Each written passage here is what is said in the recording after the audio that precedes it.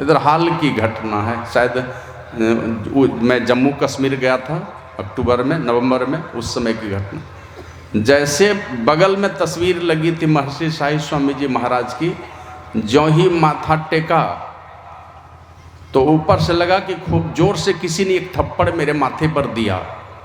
जब माथा उठा के देखा तो कोई नहीं थे। अगल बगल झांका हमने, कोई नहीं है, तो आखिर मेरे माथे पर ये थप्पड़ लगाया किसने? खूब जोर से दिया मेरे माथे पर। तो मुझे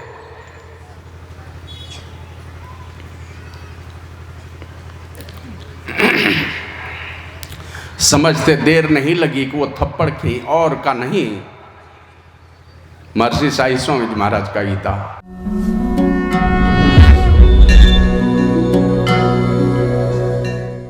सर्वत्र विराजमान परमात्म स्वरूप विश्व वंदनीय 20वीं सदी के महान संत, प्रातः स्मरणीय अनंत श्री विभूषित परम पूज्यपाद आराध्य देव मोक्ष दाता सद्गुरु महर्षि में ही परमहंस जी महाराज के त्रैलोक पावन युगल चरण कमलों में मैं अनंत अनंत बार नमन निवेदित करता हूँ। अव्यक्त रूप में समाधि की अवस्था को छोड़कर जो भी संत महापुरुष इस सत्संग में उपस्थित हैं, मैं उन सब संत महापुरुषों को नमन करता हूँ। तीर्थों को भी पावन करने वाले मुद मंगल में संत समाज जो चलता फिरता प्रयाग है, इन्हें भी मैं सादर नमन करता हूँ। अव्यक्त रूप में पधारे हुए सभी देवी देवताओं को नमन करता हूँ। उपस्थित सत्संग प्रेमी सदात्माओं, भक्तिमती माताओं, धर्मशिला देवी स्वरूपा सती साध्वी बहनों, सभी जवां दोस्तों और छोटे छोटे बच्चों को भी मैं बहुत बहुत बार नमन करता हूँ जो इस सत्संग में उपस्थित हैं। और बहुत बहुत बार सर्वस्व समर्पण का भाव लिए हुए उन त्यागी और वैरागी, ज्ञानवान और अत्यंत ही शुद्धाचारी महापुरुष जिनको सद्गुरु महाराज अपना परम पावन हृदय कहते थे, जिनकी कृपा से मैं आप लोगों के समक्ष इस ऊंचे आसन पर बैठा हूं। इतने लोगों का प्यार, इतने साधु संतों का और इतने भक्तों का प्यार, सत्संगी माताओं बहनों भाई बंधुओं का जो प्यार मिलता है, जिस महापुरुष की कृपा से हमें मिला है, वो महापुरुष कोई और नहीं, महर्षि शाही स्वामी जी महाराज हैं। उनको बहुत बहुत बार कितना नमन करूं। एक दिन की घटना है, मैं गया सुबह ध्यान करके, और जैसे ही गुरु महाराज के निकट गया प्रणाम करने, तो गुरु महाराज को प्रणाम किया। इधर हाल की घटना है, शायद मैं जम्मू कश्मीर गया था अक्टूबर में, नवंबर में, उस समय की घटना। जैसे बगल में तस्वीर लगी थी महर्षि शाही स्वामी जी महाराज की, ज्यों ही माथा टेका तो ऊपर से लगा कि खूब जोर से किसी ने एक थप्पड़ मेरे माथे पर दिया। जब माथा उठा के देखा तो कोई नहीं थे। अगल बगल झांका हमने, कोई नहीं है, तो आखिर मेरे माथे पर ये थप्पड़ लगाया किसने? खूब जोर से दिया मेरे माथे पर। तो मुझे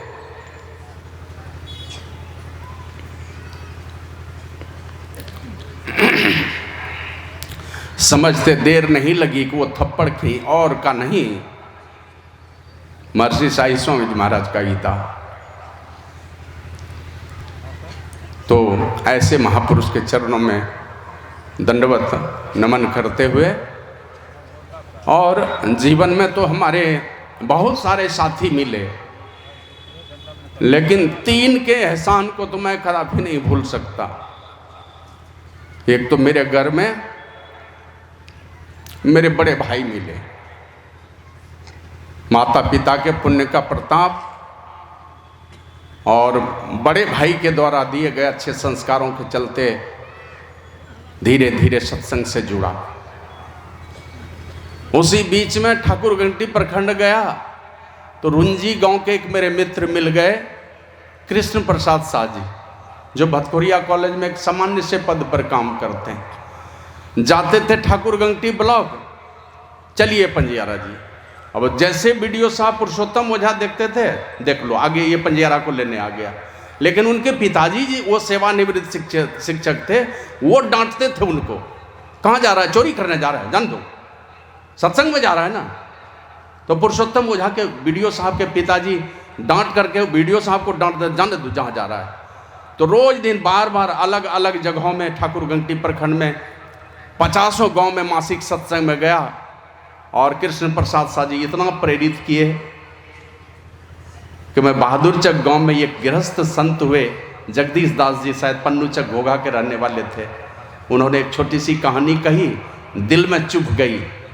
और फिर पूज्यपाद महर्षि संतसेवी बाबा से जाकर के सबसे पहले हमने दीक्षा लिया। दीक्षा में थोड़ा भ्रम हो गया कि गुरु का ध्यान करना चाहिए, तो कौन हुए हमारे गुरु, यही बात समझ में नहीं आई।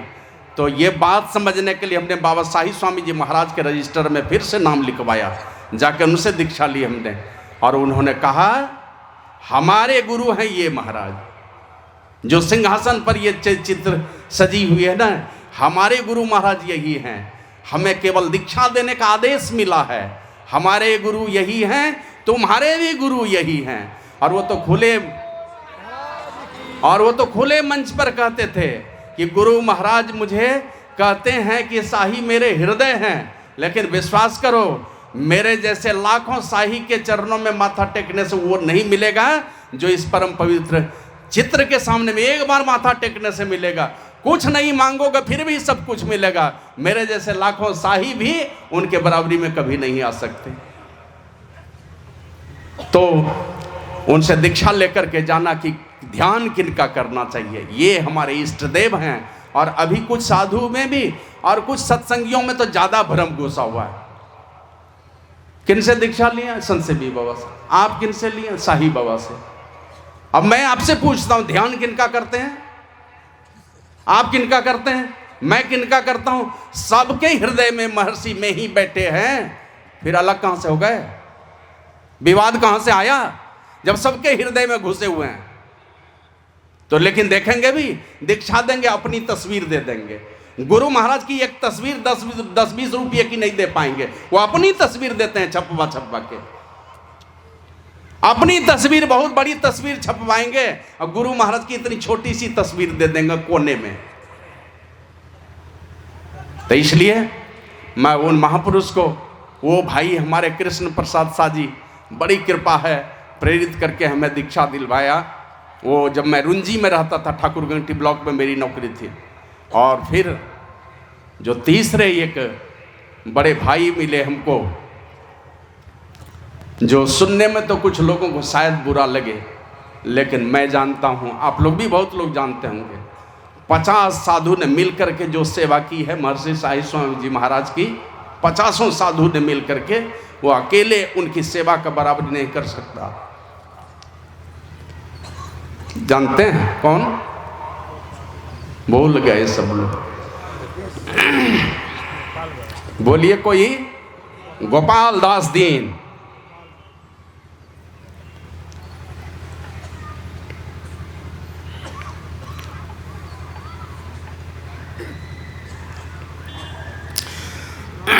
दिसंबर 1992 ईस्वी की बात है। 23 दिसंबर को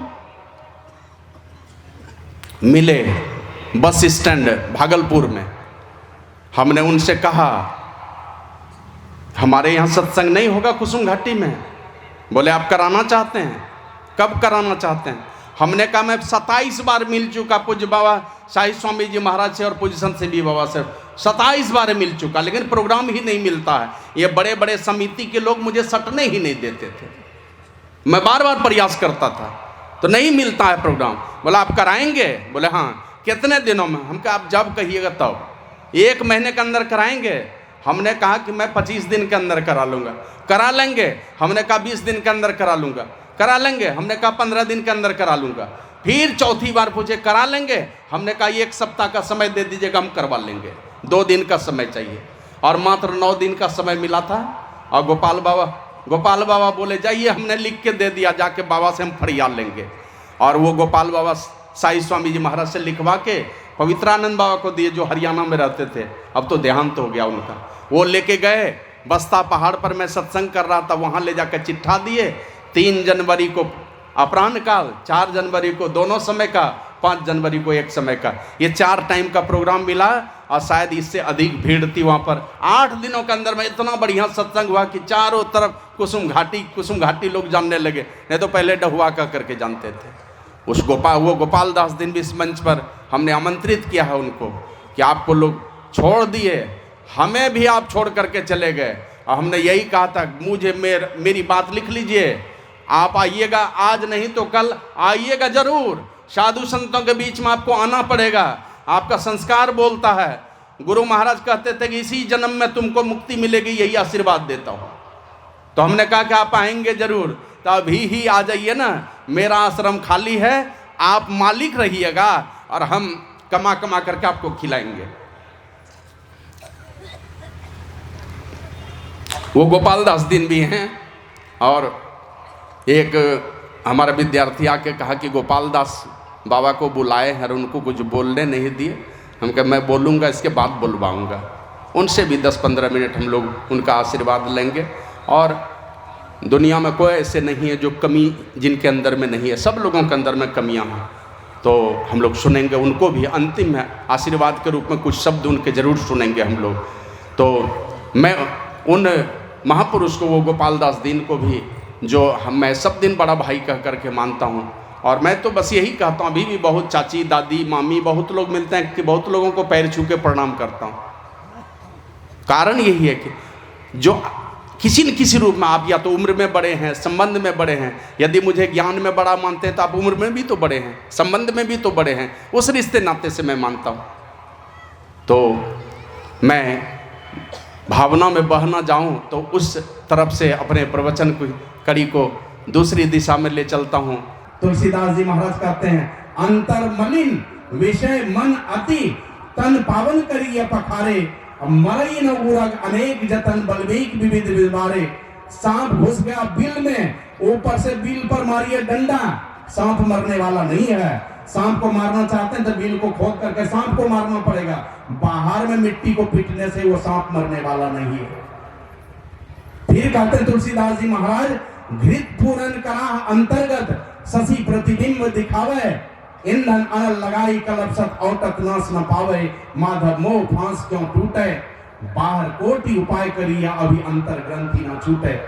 कहते हैं कि बाहर में करोड़ों करोड़ उपाय कर लीजिए, और एक एक उपाय में करोड़ों करोड़ क्यों नहीं खर्च कर लीजिए। विचार कीजिए, एक कड़ाह में है घी भरा हुआ, नीचे से चूल्हा जला दीजिए और कढ़ाई उस पर चढ़ा दीजिए, और रात के समय में चंद्रमा की परछाई दिखलाई पड़ रही है। हम उस चंद्रमा का नाश करना चाहते हैं, नीचे से ताव देते रहेंगे, क्या घी के अंदर से चंद्रमा की परछाई खत्म हो जाएगी? अरे चंद्रमा की परछाई आप जीवन गुजार देंगे। ईंधन अनल लगाई कलपसत, 100 कल्प तक भी आंच लगाते रहेंगे, ताव देते रहेंगे, घी के अंदर से चंद्रमा की परछाई नहीं खत्म होगी। परछाई खत्म करना चाहते हैं तो उस चंद्रमा को हटाना पड़ेगा वहां से। घी के अंदर में थोड़ी ही चंद्रमा है। उसी प्रकार हमारा मन गंदा हुआ है। तरु कोटर मह बस विहंग, तरु काटे न मरई जैसे, साधन करिए विचारहीन मन शुद्ध होई नहीं तैसे। पेड़ के खोड़र में चिड़िया है, चिड़िया को मारना चाहते हैं या पकड़ना चाहते हैं। हम पेड़ को काट देंगे तो चिड़िया मर जाएगी? नहीं मरेगी। खोड़र में जब तक हाथ नहीं देंगे चिड़िया को पकड़ नहीं सकते हैं, मार नहीं सकते हैं। पेड़ काटने से चिड़िया नहीं मरेगी। उसी प्रकार मन कैसे गंदा हुआ है, मन गंदा क्यों हो गया है? तो विषयों के चिंतन से मन गंदा हो गया। रूप, रस, गंध, स्पर्श और शब्द, इन पंच विषयों के ज्ञान से मन गंदा हो गया। इसी के चलते परमात्मा दिखलाई नहीं पड़ता, परमात्मा की ओर मन लगना नहीं चाहता है। तो यही उपदेश कपिल भगवान कहते हैं, इस ज्ञान सोच को छोड़ करके केवल बाहरी सोच में लगा रहता है तो करना क्या है? वो हमारे बाबा कबीर कहते हैं, लोका मति का भोरा रे, जो काशी तन तजे कबीरा, राम ही कौन नहीं हो रहा रे। एक कबीर साहब ऐसे संत हुए, ऐसे फकीर हुए, जन्मे थे काशी में, कौन सा जगह, लहरतारा, हाँ लहरतारा तालाब में, कमल पर मिले थे, जन्मे वहां पर। और ये कहावत है कि जो काशी में जो जाकर के मरते हैं, शरीर छोड़ते हैं, वो स्वर्ग में चले जाते हैं। वहीं से थोड़ी दूर पर कुशीनगर के पास में एक जगह है, उसका नाम है मगहर। मगहर के विषय में ऐसी मान्यता है कि जो वहां जाके मरते हैं वो नरक में जाते हैं। बोला कि मैं अगर काशी में जाकर के मरूं तो ये तो राम की कृपा को समझेंगे, का राम की कृपा के विरुद्ध चल करके मैं मगहर में शरीर छोड़ता हूं, वहां शरीर छोड़ूंगा, राम जी कृपा करेंगे, हमको अधोगति में नहीं जानेंगे, तब न राम की कृपा को समझेंगे। तो कबीर ने जाकर के मगहर में शरीर छोड़ा कि हम वहीं पर मरेंगे और देखते हैं कौन हमको नरक में ले जाने वाला है। तो काशी में जन्म लिए। बाबा कबीर कहते हैं अगर काशी में शरीर छोड़ने से मुक्ति हो जाती तो काहे को राम का निहोरा करने के लिए जाएंगे, काहे के लिए राम की विनती करने जाएंगे, मरने के समय हम सब काशी चले जाएंगे। लेकिन ऐसा होता नहीं है। और कबीर साहब ने साधन करके दुनिया के लोगों को दिखा दिया, हम अपनी मर्जी से का तब हम ऐसे, अब हम ऐसे, यही जन्म का लाहा, ज्यों जल में जल पैस न निकसे, यों ढूरी मिला जुल्हा। हम ढूरक करके जाके परमात्मा में इस प्रकार से मिल गए कि जैसे जल में जल मिल जाता तो फिर अलग नहीं होता है। और वही कहते हैं,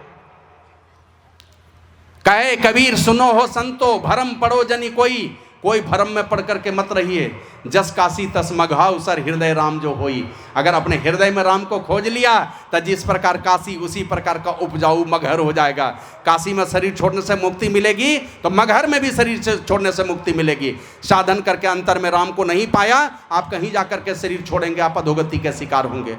इसलिए हमारे गुरु महाराज ने कहा करना क्या है, ये अंतर की मलिनता हमारी दूर कैसे होगी। तो हमारे गुरु महाराज कहते हैं, त्राही गुरु त्राही गुरु कहू हो, तन मन गुरुपद अर्पण करू हो, तन मन आपन दुखद मान हो, गुरुपद अर्पी लहु ज्ञान हो, और गुरु ज्ञान दिव्य भान हृदय उगाऊ हो, मोह तम नासे मोक्ष सुख पाऊ हो। अगर अंतर के सारे क्लेशों को मिटाना चाहते हैं तो अपने अंदर में दिव्य सूरज को उदित करना होगा, राम रूपी सूरज को उदित करना पड़ेगा। और वो सूरज जिस दिन उदित हो जाएगा, तुलसीदास जी महाराज कहते हैं, जब ते राम प्रताप खगेसा, उदित भयउ अति प्रबल दिनेसा, पूरी प्रकाश रहे तिहु लोका, बहुतैन शोक बहुतैन सुख बहुतैन मन शोका, जिन्हें शोक ते कहूँ बखानी, प्रथम अविद्या निशानी।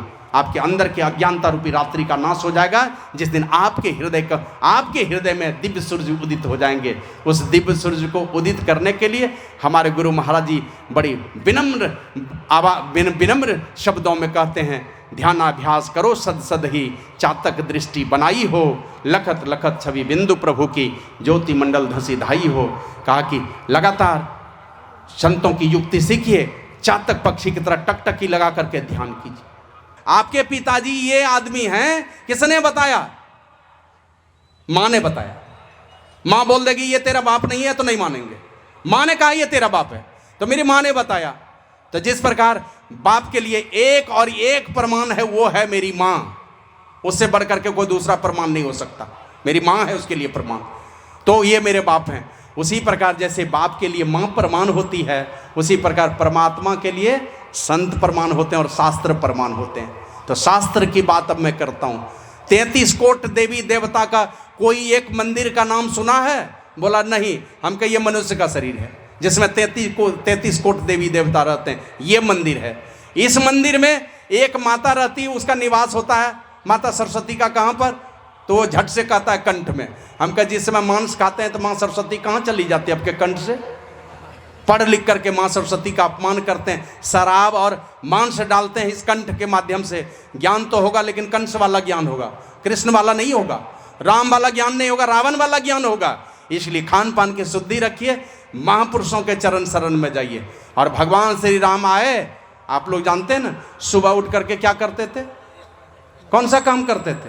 तो बहुत लोगों से पूछिएगा, कोई योगा करते हैं, कोई टहलते हैं, कोई क्या करते हैं। गुरु महाराज कहते थे जो भगवान श्री राम करते थे, जो भगवान श्री कृष्ण करते थे सुबह में उठ करके, वो काम अगर हम करें तो समझिए हम अपने पूर्वजों को याद रखे हैं, अपने भगवान को याद रखे हैं। क्या करते थे?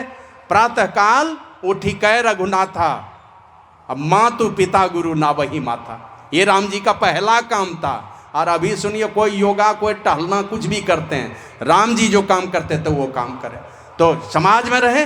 इस प्रकार अपने छोटे छोटे अच्छे विचारों से आप अपने घर को स्वर्ग बना सकते हैं। एक दूसरे को देवी देवता के भावना से देखेंगे तब नहीं ये सारा संसार स्वर्ग बनेगा।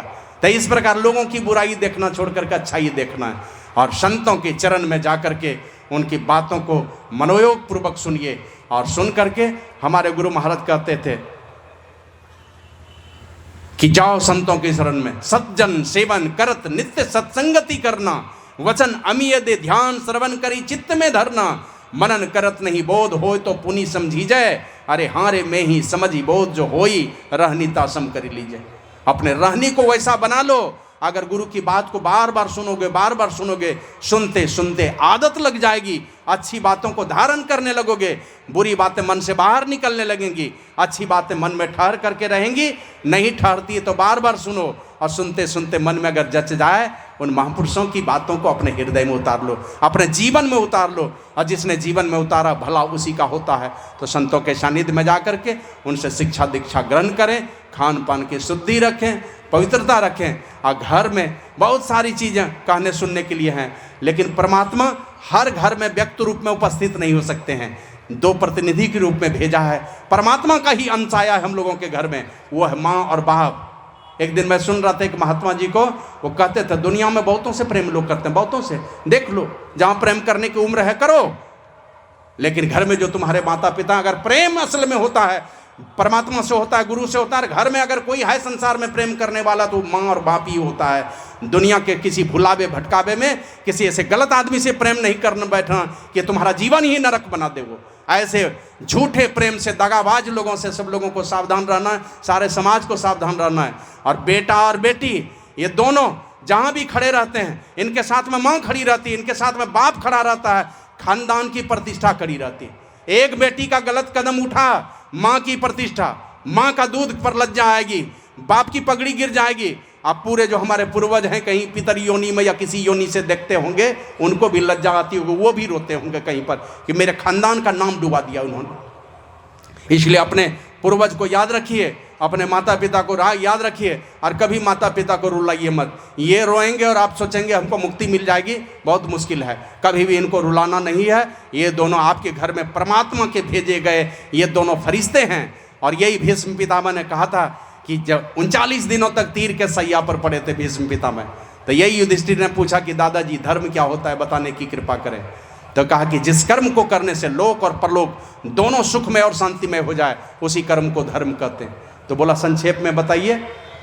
कहा कि माता को अपने शुभ कर्मों से अगर खुश कर लोगे तो धरती माता खुश हो जाएगी। धरती माता का प्रतिनिधि है माता।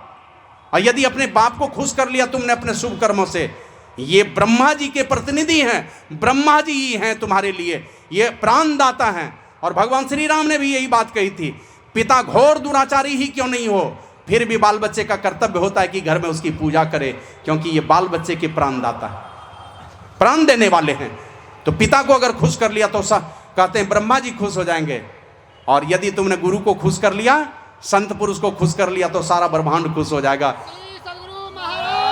कोई देवी देवता, कोई भी दुनिया में कोई आपके ऊपर नजर नहीं उठाएगा, सीना तान करके चलेंगे। क्योंकि जब संत का ही आशीर्वाद मिला, संत का आशीर्वाद मिलेगा तो परमात्मा अपना सारा नियम कानून तोड़ लेते हैं, सब बदल लेंगे। संत अगर कह दिए तो संत सुप्रीम कोर्ट होता है, सुप्रीम कोर्ट कोई भी मामले में संज्ञान लेती है, कोई जजमेंट देती है सुप्रीम कोर्ट, भारत सरकार कानून में संशोधन कर लेती है। उसी प्रकार संत पुरुष जो कह देंगे परमात्मा अपने विधान में परिवर्तन कर लेते हैं, बदल लेंगे इन बातों को। तो इसलिए इन सारी बातों को सुने, समझें, संतों के सानिध्य में जाएं। मन की मलिनता संतों के सानिध्य में जाकर, बाहरी मलिनता बाहर के सत्संग से, और संतों की युक्ति सीख करके जब आंतरिक सत्संग करेंगे तो आंतरिक मलिनता मिटेगी, और आंतरिक मलिनता जब मिटेगी आप धीरे धीरे परमात्मा के निकट होते जाएंगे, और अंततः एक न एक जन्म में कभी न कभी उस परमात्मा का साक्षात्कार होगा और संसार के सारे दुख तकलीफ मिटेंगे। हमारे गुरु महाराज कहें, दुख दर्द भव के सब मिटें, सदगुरु चरण नित से ये, गुरु भक्ति बिन कछु ना बने, मैं ही सकल संतन कही। सारे दुख दर्द मिटेंगे गुरु की सेवा शुश्रूषा करने से। तो यही आप लोगों की सेवा में सुनाया, और बहुत बहुत साधुवाद। मंच पर आसीन जो भी संत जन बैठे हैं सबों को नमन करता हूँ, और जो भी वरिष्ठ जनप्रतिनिधि लोग आए उनको भी बहुत बहुत साधुवाद है, बहुत बहुत शुभाशीर्वाद है, नमन है। श्री सद्गुरु महाराज की जय।